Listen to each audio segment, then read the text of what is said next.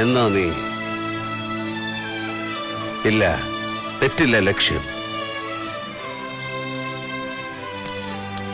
നിന്റെ വരവിന്റെ വേഗവും താളവും എനിക്ക് കണക്കുണ്ടായിരുന്നതിന്.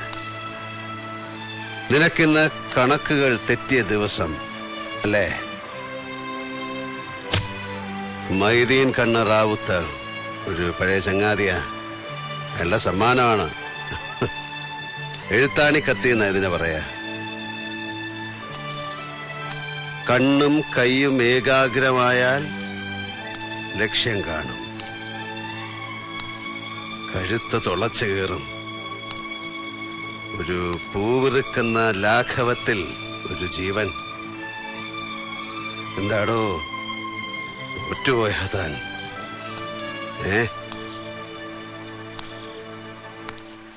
100ാം ക്ലാസ് ചെറ്റത്തരം കാട്ടും ശേഖരൻ. അതവന്റെ രക്തത്തിലുള്ളതാ.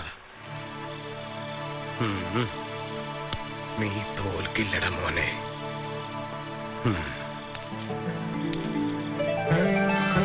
ആയുധങ്ങളെന്നോ ഉപേക്ഷിച്ച ഞാൻ ഈ എഴുത്താണി കത്തിയുടെ മൂർച്ച നോക്കിയത് നിനക്ക് വേണ്ടിയാണ്.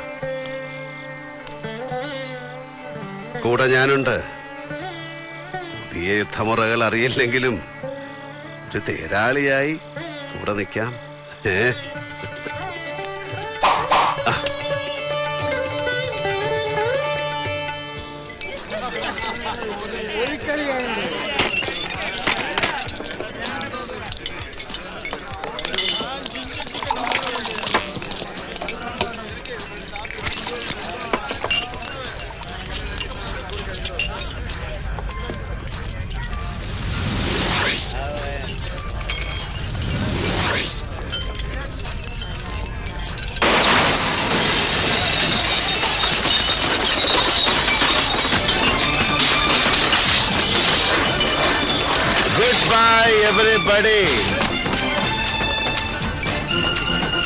കുടിക്കുമ്പോ തനിച്ചിരുന്ന് കുടിക്കണമെന്നാ മിലിറ്ററി അയ്യപ്പൻ നായർ പറഞ്ഞത്.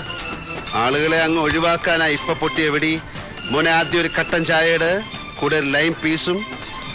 എവിടെ ഓണർ ഗുരുഷു? കാർത്തിക, ഒരു മറ്റേ പണി കാണിക്കല്ലേ? ഞാൻ പണിയാൻ തുടങ്ങുന്നതേ ഉള്ളടാ വടുവ റാസ്കൽ.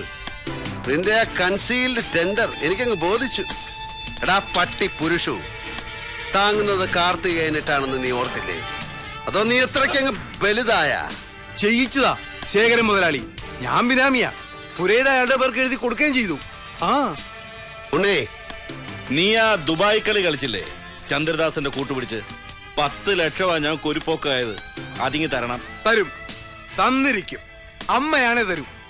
പുറത്തൊരു എസ് ക്ലാസ് ബെൻസ് കിടക്കുന്നത് ആർക്കുള്ളത്? എന്റെതാ. അതിന്റെ കീ ഞാൻ ഡ്രൈവറുടെ വാങ്ങിച്ച്. അതിന് ഇവന്റെ ഇരിക്കട്ടെ. പണം കൊടുക്കുമ്പോ ഇവൻ തിരിച്ചു തരും. മതി. എന്നാ ഞങ്ങള് ചലിക്കട്ടോ? ആയിക്കോട്ടെ, വാ. അരി വറക്കല്ലേ?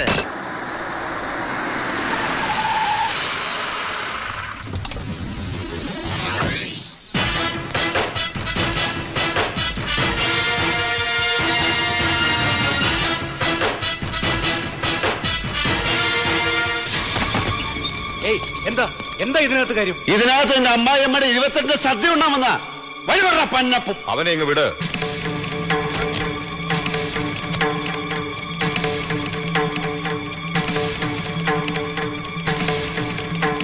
ഞാൻ അവനെ കണ്ടിരുന്നു, മണിയമ്പറ പുരുഷോത്തമനെ. ഓ, എന്താ അയാൾക്ക് വിശേഷം? വിശേഷം ഉണ്ടാക്കി കൊടുക്കാനാ പോയത്. പക്ഷെ അവൻ പറഞ്ഞു അവനെ കൊണ്ട് നിങ്ങൾ വേഷം കെട്ടിച്ചതാണ്. ആണോ? ഇനി നിനക്കെന്താ അറിയേണ്ടത്? ചോദിക്കേ. നമ്പ്യാരെ, അതെനിക്ക് തിരിച്ചു തന്നേക്ക്. മംഗലശ്ശേരി, നിങ്ങൾ പറയുന്നതാണ് വില. ഒരു നാഴി മണ്ണിന് 1 ലക്ഷം ഞാൻ തരും. നിന്റെ കയ്യിൽ പണമുണ്ടെന്ന് എനിക്കറിയാം. പക്ഷെ അത് മുഴുവനും ഇട്ട് നീ തുലാഭാരം തൂക്കിയാലും മുണ്ടയ്ക്കൽ ശേഖരൻ കാൽവെച്ച് തട്ടുയരില്ല. മംഗലശ്ശേരി അത് ഞാൻ പൊളിക്കും. അതിന്റെ അസ്ഥിവാരം നിരത്തി ഞാൻ കുഴി കക്കൂസ് കുത്തും. എന്നിട്ട് നാട്ടുകാരെ വിളിച്ച് അങ്ങോട്ട് കാശ് കൊടുത്തിട്ട് കാര്യം സാധിക്കാൻ പറയും. എന്നിട്ട് നിങ്ങളും കുടുംബവും കൂടെ തലയിൽ ചുമന്നുകൊണ്ട് പോകുമായിരിക്കും. അമ്മാതിരി തറപ്പണിക്ക് നിങ്ങൾക്ക് വേറെ സ്ഥലം കിട്ടും. ഇതൊഴിവാക്ക്. എന്റെ അമ്മ അടക്കം ചെയ്ത മണ്ണാണത്. ഓ, അങ്ങനെയൊന്നുണ്ടോ? എങ്കിൽ ആ അസ്ഥിമാടമായിരിക്കും ആദ്യം ഞാൻ കുത്തിപ്പൊളിച്ച് കളയാൻ പോകുന്നത്. ഇല്ല നമ്പ്യാരെ, അതിനായി നിങ്ങൾ ഈ ബാലൻസ് നിൽക്കുന്ന കൈ ഉയർത്തിയാൽ വാഴയില വെട്ടി വിരിച്ച് കാത്തിരിക്കാൻ വീട്ടുകാരോട് പറഞ്ഞിട്ടായിരിക്കണം. ബോഡി അങ്ങ് ചെല്ലും മുണ്ടക്കൽ ബംഗ്ലാവിലേക്ക്. ആവേശം ഈ പ്രായത്തിൽ നല്ലതല്ല, അതൊരു രോഗലക്ഷണമാണ്. ചിന്തിക്ക്. എന്നിട്ട് എനിക്കൊരു മറുപടി താ. ഇനിയും എന്റെ മുന്നിൽ നീ ഇതും പറഞ്ഞു വന്നാൽ പണ്ട് കുഞ്ഞനന്തനെ കൊന്ന തോക്ക് ഞാൻ എടുക്കും. തോക്കെടുത്തോ, പക്ഷെ തോക്കാൻ വേണ്ടിയാകരുതെന്ന് മാത്രം. ഒറ്റ കയ്യിൽ ഡബിൾ ബാരൽ പൊക്കി എയിം ചെയ്യുന്ന നേരമൊന്നും എനിക്ക് വേണ്ട. ഞാനിങ്ങനെ പൂരത്തിന്റെ സാമ്പിൾ വെടിക്കെട്ട് നടത്തുന്ന പോലെ ഈ 6 അടി 1.5 ഇഞ്ചിൽ സവാരി ഗിരിഗിരി നടത്തും. കടകടകടകടാന്ന്. 1ഉം 2ഉം അല്ല, കുറെ ഉണ്ട്. പല സൈസിൽ പല രീതിയിൽ പെടയ്ക്കുന്നത് എന്റെ കയ്യിൽ. കുറച്ച് മണിക്കൂറുകൾ അല്ലെങ്കിൽ ഒരു ദിവസം കാക്കും. പിന്നെ നമ്പ്യാര് വിവരം അറിയും.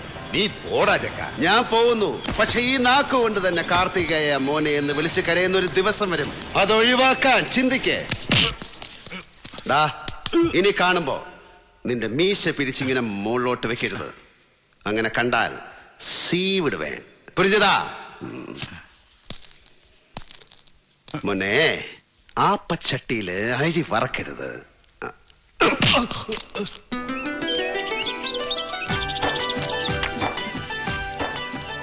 ഞാൻ നാളെ പോകുന്നു. ഒരു 10 ഡേയ്സ് മെഡിക്കൽ ക്യാമ്പ്. അകമലയിലെ ആദിവാസി കോളനിയില്. ഞങ്ങളൊരു 15 മെമ്പേഴ്സിന്റെ ഗ്രൂപ്പ്. കൂടുന്നോ? ഞാനെന്തിനാ വരുന്നത്? ആദിവാസികളല്ലെങ്കിലും പാവപ്പെട്ട സർക്കാർ ആശുപത്രി രോഗികളുടെ കൂടെയല്ലേ ഞാൻ. ഈ സർവീസ് ഒക്കെ ധാരാളം. നിന്റെ കല്യാണം ഇനി എടുത്തില്ലേ? ഇനി എത്ര ദിവസമുണ്ട്? 2 ആഴ്ച കഷ്ടിച്ച്. അത് തന്നെ ഈ ക്യാമ്പിന്റെ ത്രില്ലും. ഇനി ഇങ്ങനെയൊക്കെ എപ്പോഴാ? ആരാ? കണ്ടോ?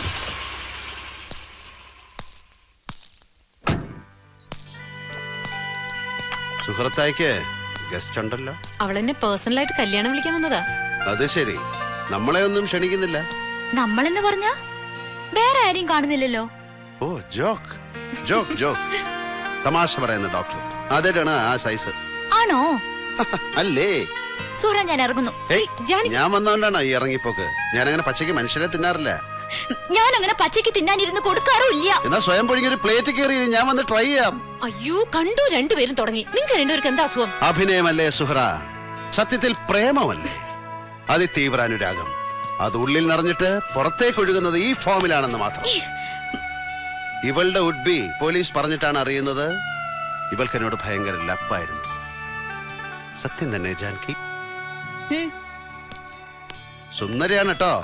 നല്ല ബെസ്റ്റ് ഫേസ്. പിന്നെ എല്ലാം കൊള്ളാം. മറ്റൊരുത്തന്റെ ഭാര്യയാവാൻ പോകുന്നവളോട് കുറച്ചുകൂടെ മാന്യമായി സംസാരിക്കണം.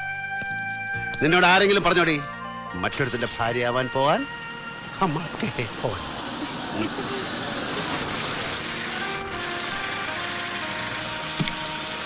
ശ്രീനിവാസനോട് അവളങ്ങനെ പറഞ്ഞെങ്കിൽ അത് സത്യമാണ്. ഭയങ്കര ഇഷ്ടമായിരുന്നു. അവൾക്ക് സങ്കടം ഉണ്ടാവും. സത്യത്തിൽ നിങ്ങളായിരുന്നു തമ്മി ചേരേണ്ടത്. എന്തിന്? ഇതെന്തോന്നൊരു ഹിന്ദി സിനിമയുടെ കഥ. അമരീഷ് പുരിയുടെ മോള്. അമരീഷ് പുരിയുടെ മോളെ അനുപം ഖേറിന്റെ മോൻ കയറി പ്രേമിക്കുക. ഒടുവിൽ കുറെ മെലോ സീൻസും തൂത്തുവാരിട്ടടിയും പിന്നെ കല്യാണവും പിന്നെ ശുഭം എന്ന് എഴുതിയ ലാസ്റ്റ് കാർഡും. അവളുടെ തന്തയുടെ ക്ലൈമാക്സ് എന്റെ കൈ കൊണ്ടാകുമോ എന്ന ഡൗട്ടിലാണ് ഞാൻ. മതി, ഞാനില്ല. പണ്ടത്തെ ജാനകി അറിയാവുന്നോണ്ട് പറഞ്ഞതാ. അവൾ വളരെ നല്ല കുട്ടിയല്ലേ? നല്ല കുട്ടി എന്ന് പറഞ്ഞാൽ ഞാൻ കണ്ടിട്ടുള്ളതിൽ വെച്ച് ഏറ്റവും നല്ല കുട്ടി. ഇഷ്ടാണോ സത്യായിട്ട്? പിന്നെ ചില ഇഷ്ടങ്ങൾ അങ്ങനെ ഹൃദയത്തിന്റെ നെല്ലിപ്പടിക്കടി. നെല്ലിപ്പടി, നെല്ലിക്കോട് ഭാസ്കരനല്ല. അവിടെ മൂടിക്കിടക്കട്ടെ. സവാരി ഗിരിഗിരി.